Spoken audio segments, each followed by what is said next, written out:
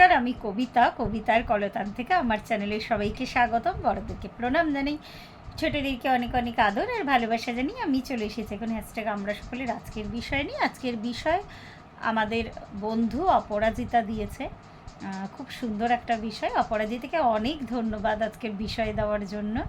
অপরাজিতা এর আগেও আমাদের কিছু বিষয় দিয়েছিল, আর অপরাজিতা যেটা বিষয় দিয়েছে আমার মনে হয় ওর উত্তর ও নিজেও জানে, কেননা ও বুদ্ধিস্ট প্র্যাকটিসে আছে আর কি, অনেক মানে কি বলবো আর কি।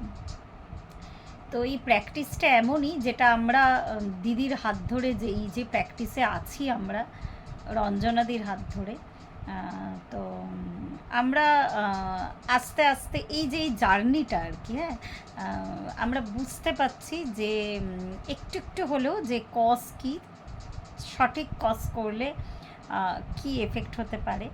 আর যদি আমি ইচ্ছাকৃতভাবে মানে সব কিছু জেনে শুনে, বলে না যে ভুল করে যদি তুমি কিছু করো বা অজান্তে কিছু করো তাহলে 7 খুনও মাফ হয়। তো যাই হোক, তো আমরা জানি যে রং কজের এফেক্ট কী। এটা তো প্রত্যেকের মানে আমাদের একটা অন্তর্নিহিত চেতনা, হ্যাঁ।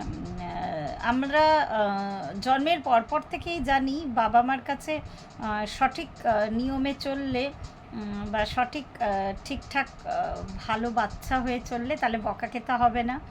আর যদি আমরা পড়াশোনা না করতাম বা রেগুলার রুটিন ওয়াইজ কাজ না করতাম তাহলে আমাদের বকা খেতে হতো, বা তার থেকেও ভালো উদাহরণ হবে তাহলে কিন্তু তার রেজাল্টে আমরা সেটার প্রমাণ পেতাম। তো এটা ভীষণ চিরাচরিত একটা সত্য, আমরা বুঝেও অনেক সময় চোখ বুজে থাকি আর কি। তো যাই হোক, ওই অপরাজিতার কথা বলতে গিয়ে এত কথা হলো। অপরাজিতাকে আরেকবার ধন্যবাদ এত সুন্দর বিষয় দেওয়ার জন্য। সকাম কর্ম না নিষ্কাম কর্ম, কোনটা সঠিক পথ? আমি বলবো দুটোই। দুটোই কেন, যদি আমরা এই সকাম কর্ম যেটাতে আমরা কামনা রাখছি, তো সেই ধরনের কাজ যে সবসময় যে খারাপ তা নয়। যেমন আমরা মানুষরা কিন্তু আমাদের মধ্যে যে রিপুগুলো আছে, অনেক মানে মেইন আর কি 6টা যে রিপু আছে যাকে ষড়রিপু বলা হয়। ঈশ্বর আমাদের জন্মই দিয়েছেন কিন্তু এই 6টা রিপুর পারমিউটেশন কম্বিনেশন করে আর কি। তো আমরা আমাদের চেতনাকে জাগরিত করতে গেলে ঠিক কতটা রাখবো আর কতটা ছাড়বো এটাই আমাদের উইজডম। আর এটা যদি আমরা একদম শুধুমাত্র রিপুর বশবর্তী হয়ে তার মধ্যে সেই উইজডম সেই চেতনা যদি না থাকে, যদি আমরা কর্ম করি তাহলে সেটাকে বলা হয় সকাম কর্ম। তো সকাম কর্মতে আমি উদাহরণ দিলে হয়তো বোঝা যাবে। আমি হয়তো আমার বাচ্চা ভালো রেজাল্ট করুক, আমি শুধু তার জন্যই এফর্ট দিচ্ছি। অবশ্যই আমি মা হিসাবে অবশ্যই 100% আমি কিন্তু এফর্ট দেব, কিন্তু আমি তার সাথে সাথে চাইবো ওর আশেপাশে যে কটা বাচ্চা অন্তত আমার দৃষ্টিতে আছে, অন্তত ওর ক্লাসমেট বা ওর সাথে একসাথে কোচিং করে, তাদেরও যাতে রেজাল্ট ভালো হয়। তো প্রথম কর্মটা সকাম কর্ম। হয়তো আমার ছেলে ভালো রেজাল্ট করলো, মানে ভালো হলো, এইটাতে মানে আমার কামনা ছিল মানে আমার ছেলে যাতে ভালো রেজাল্ট করে, শুধু আমার ছেলে। তো এই কামনাটা আর পরবর্তী যে কামনা যে আমার ছেলেও ভালো রেজাল্ট করে, প্রত্যেকে, যেমন আমি ঈশ্বরের কাছে গিয়ে সবসময় চাই প্রত্যেকের মঙ্গল কর, ওই প্রত্যেকের মধ্যে কিন্তু আমিও থাকি আর কি। তো যাই হোক, এটা হচ্ছে নিষ্কাম, মানে আমি এটাকে নিষ্কাম বলবো না সঠিক অর্থে, এটাও সকাম কর্ম। কিন্তু এই দুটো কামনার মধ্যে কিন্তু পার্থক্য আছে। এই ধারণাটা যে মানুষের মধ্যে হবে বা যে মানুষ এই ধারণাটা বুঝে যাবে, আমার মনে হয় যে সে অ্যাটলিস্ট এই যে এই জন্মটা পেয়েছে, বলতে গেলে আমার মানে একটু অন্য ধরনের সেন্সেশন হচ্ছে। মানে এই যে জার্নিটাতে সে আছে, এই জার্নিটা তার সার্থক আর কি। যদি আমরা আমাদের মধ্যে না মানে ব্যালেন্স ওঠানামা করে, একটা ব্যালেন্সিংয়ের খেলা চলে।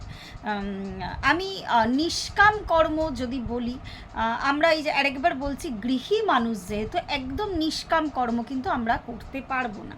কিন্তু সেই ডিজায়ারটার মধ্যে বা সেই কামনাটার মধ্যে যদি আমি হোল ব্যাপারটাকে ইনক্লুড করি আর কি, হ্যাঁ, এটা প্রথম কথা।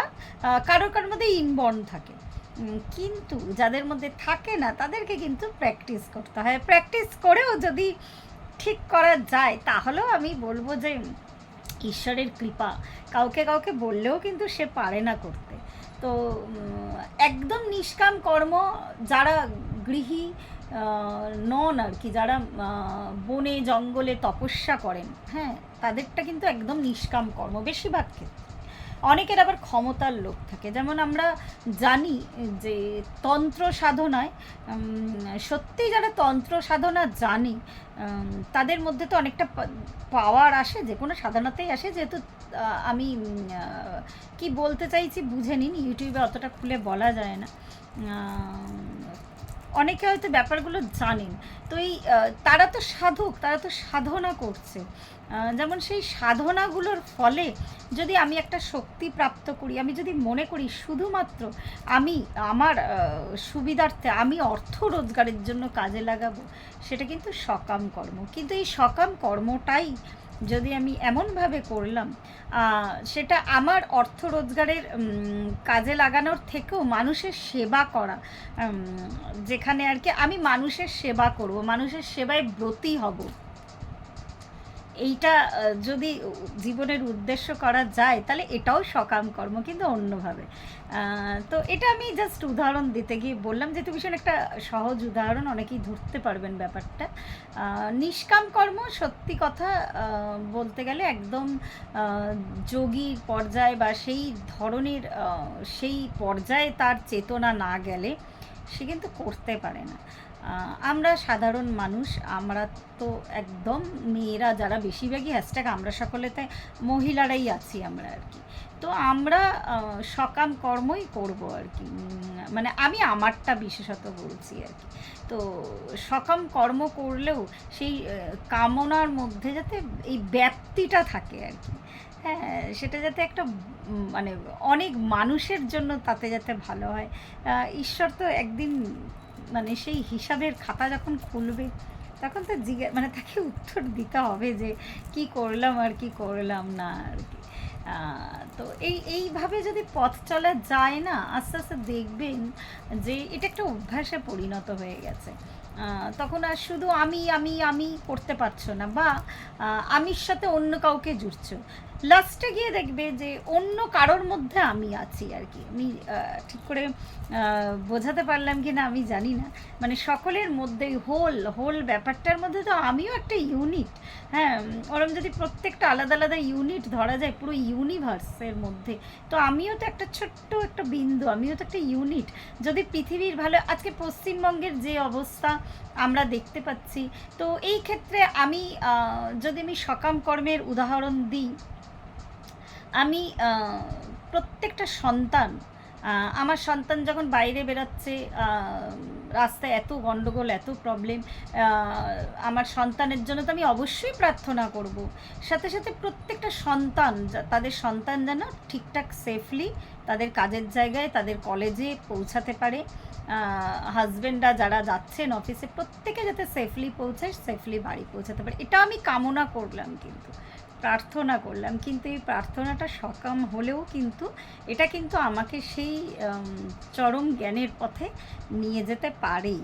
হ্যাঁ, মানে আমার ছোট্ট বুদ্ধি দিয়ে আমি এইটুকুই ব্যাখ্যা করলাম। জানি না কেউ এখনও পর্যন্ত ভিডিও দিয়েছি কিনা। আর একটা ছোট্ট অ্যানাউন্সমেন্ট করি, একটুখানি সবার ভিডিওতে দেখতে পাচ্ছি না, সময় পাচ্ছি না। অনেক সময় তো অনেক রাত্রে দেখছি, আবার অনেক সময় হচ্ছে কি কমেন্ট করতে ভুলে যাচ্ছি, হয়তো দেখছি, এরকমও হচ্ছে। তো আমাদের এখানে বলার কিছু নেই, শিখলে দেখলে আমাদের নিজেদেরই জ্ঞান বাড়ে। তাও আমি আরেকবার বললাম, এটা হচ্ছে আর কি আমার সাথে। মিষ্টির ভিডিওটা দেখলাম, 2 দিন মিষ্টি দিয়েছে, আমি একদিনও দেখার সময় পেলাম না।